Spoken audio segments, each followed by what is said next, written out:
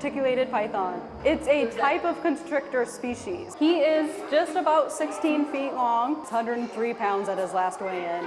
He is just about 19, that's an estimated because we don't know exactly when he hatched. When these guys can live anywhere from about 25 into their 30s on rare occasions, and he is actually a rescue.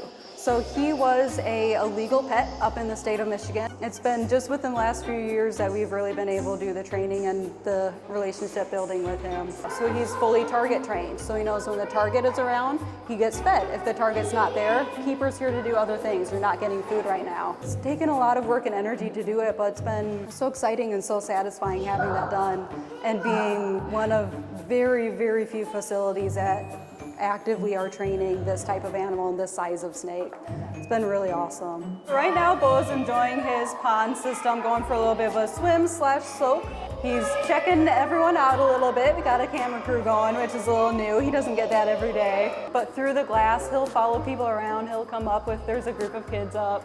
He loves the attention. They actually have a specialized tongue and a specialized organ in their mouth just for smelling. They'll flick out their tongue, they'll pick up all the scent particles, and they'll put it into this organ. It's called a Jacobson's organ, and that organ will tell them what the smell is, how far away it is, and the forked feature of the tongue allows them to decide which direction the smell came from. It's the best thing that they have to be able to navigate their environment and know what's going on around them. So he eats primarily rodents, largest size rat that we're able to get him. We feed once a week, typically on Thursdays. The kids love it. We almost turn it into a keeper chat. We make it educational. I'm up here with him for the full time that he's eating. A lot of the reason people, at least in my experience, seem to have this fear of snakes is they can't read their body language, can't read their behavior.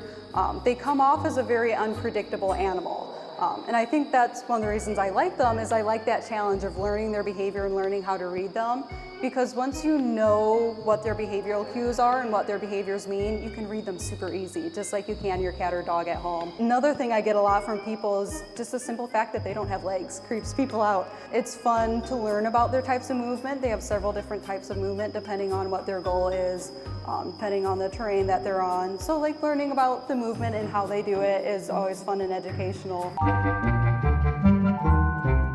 Charlotte is a Mexican red-knee tarantula. They are from Southwest United States as well as down in Mexico. She is 12 years old, so based on her age, we think that she's a female. They'll live up to about 25 to 30, while males will only live about 5 to 8. I don't think I've ever given her a chance for me to look this long to acknowledge that she's pretty. She is, yes. They're called red knees for a reason. That's for all those little red colorations on their legs. She has little arms. Okay, she just moved them a tiny bit. She'll use those to help pull the cricket into her mouth. Oh, she tried. She did. She tried and missed. She tried and missed, but she did try, which is very cool to see. Yeah. Unlike a lot of spiders that spin webs to catch food, they'll spin webs to make a little bed for themselves to nestle down in. It's very sweet. So why should people not be scared of animals like Charlotte? Spiders are definitely more scared of us than we are of them. They don't want to be noticed. They're usually so much smaller than the animals that are around them. They just want to go by unseen, and if there's food that comes by, then hooray, that's all that they want.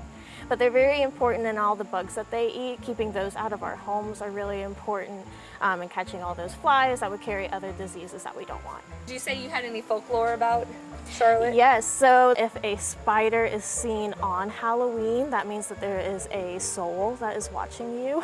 Oh. Which I can neither confirm nor deny. I do not know what the spiders do, but I'd probably say that's not true. Yeah. This is Foxtrot. He is an African bullfrog. These are the biggest type of frog in the world, and he's still not done growing. He's gonna get still bigger. 7 years old, and these guys are just so big because the males of this species will actually protect the eggs. They eat crickets several times a week, and they're actually so big that they do eat mice. So here at the zoo, they will get 1 mouse every month, but out in the wild, they'll eat mice opportunistically as well as eggs, lizards. They'll even eat other frogs as well.